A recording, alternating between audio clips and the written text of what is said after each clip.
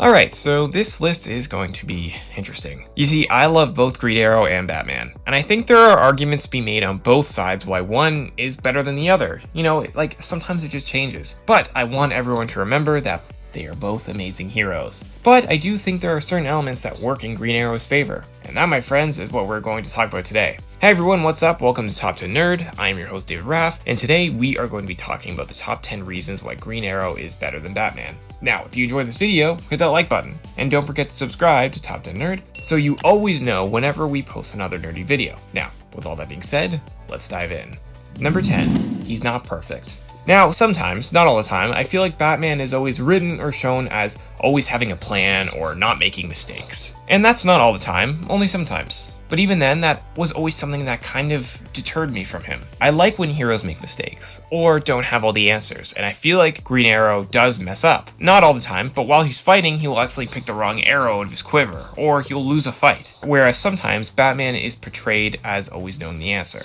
I like heroes who aren't always perfect and will learn from their mistakes and move on. And I feel like Oliver Queen has made a lot of mistakes and he always learns from them. And that is something I personally really relate to. Number 9. Became the mayor. This happened in the comics and the TV show. Oliver Queen ran for mayor and he won. He wanted to try and help his city another way, not just by being a vigilante, and that was really cool. He wanted to help it as Oliver Queen, not just as the Green Arrow, to try and change what was wrong in Star City. Someone to fight in the light, not the shadows. He actually did get a lot done as mayor, and helped make his city a better place. Of course, he was still being Green Arrow, but being both must have been exhausting, and he did it anyway, which I think is a testament to how much he cares for the people of Star City. Number 8, has one of the greatest comic book stories. Both Batman and Green Arrow have had some of the greatest comic book stories of all time, but in the past few years, Green Arrow had one that was arguably his best, the Jeff Lemire-Andrea Sorrentino storyline, War of the Clans. It was absolutely phenomenal. It added new and exciting mythology to the DC universe and expanded on Oliver Queen's amazing origin story. It's not just one of the best DC stories of the last few years, but one of the best comic stories of all time. And I think tons of fans and critics agree with that. If you haven't read it, do yourself a favor and check it out. You will not be disappointed. They sell it now in a complete hardcover or trade paperback, and it's definitely worth you buying it. Number 7, Oliver Queen became the Spectre. For years, the Arrowverse had been building toward Crisis on Infinite Earths. In all honesty, I never thought DC would actually let them do it, but they did, and it was legendary. In the comic, the Spectre was a crucial part of defeating the Anti-Monitor, and many fans wondered if he would actually even show up in the TV crossover. He did, and they managed to do it in an amazing way. Oliver Queen became the Spectre. It made perfect sense and did feel like he was building toward that moment all along. Like everything he did led him to that. And never in a million years did I think I would see Oliver Queen fight the Anti-Monitor. But we got it, and it was glorious. And in that moment, Oliver Queen truly became someone else. He became something else. Number 6, does whatever it takes. Now, every incarnation of heroes are different, but for the most part, Batman has certain lines he won't cross, which is why people love him, and why I certainly do, because no matter how dark things get, he still has a code that he won't cross. On the other hand, it is also cool to see a hero on the other side of that, one that is willing to do what is necessary. I'm not saying Green Arrow is a straight up killer, but in both the comics and the TV show, he has shown that he is willing to kill if he has to, which automatically makes him different from Batman. Well, certain versions of Batman. I like seeing both sides because it makes for very interesting stories. And it also just makes for a really interesting dilemma when they end up teaming up together.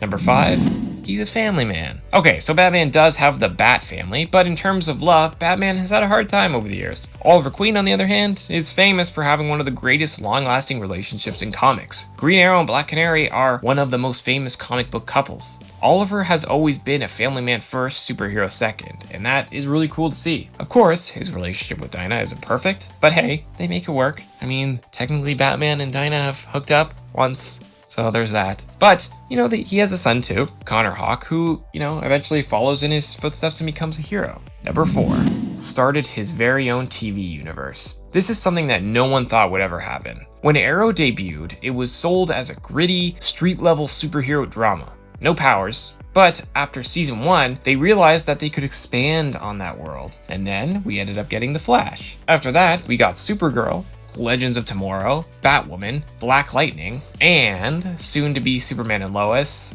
and potentially Green Arrow and the Canaries. There have been spin-off books, comics, and animated series that are all set in this universe. All these things make up the Arrowverse, named after Oliver Queen himself, which is a huge accomplishment. People would have called you crazy if while you were watching Arrow Season 1, you said that, I think one day this will all lead to this big expanded universe and it will all lead up to Crisis on Infinite Earths. Like, that was impossible. But yet it worked so well, and that was because people connected to Oliver Queen. If people didn't like Oliver Queen or Arrow, this whole universe would have fallen apart. They had to make sure that people liked him and liked his supporting characters, and because of that, we got the amazing Arrowverse. Number 3, his origin story. Now, this one might be controversial, but to me, I've always found Green Arrow's origin more interesting than Batman's. A spoiled billionaire playboy that gets stranded on an island and is forced to adapt and evolve to survive, it's really cool. I know there are different versions of his origins, but there is a consistency to some of them. I mean, just look at Arrow, Green Arrow Year 1, or even Jeff Lemire's War of the Clans expanded on it. It's such a cool and interesting idea and opens up a lot of story possibilities. I mean, there is just something about someone trying to survive on an island and really kind of like evolving and realizing that they made so many mistakes in their past. I love the growth of Oliver Queen, and that is why he is one of my top heroes.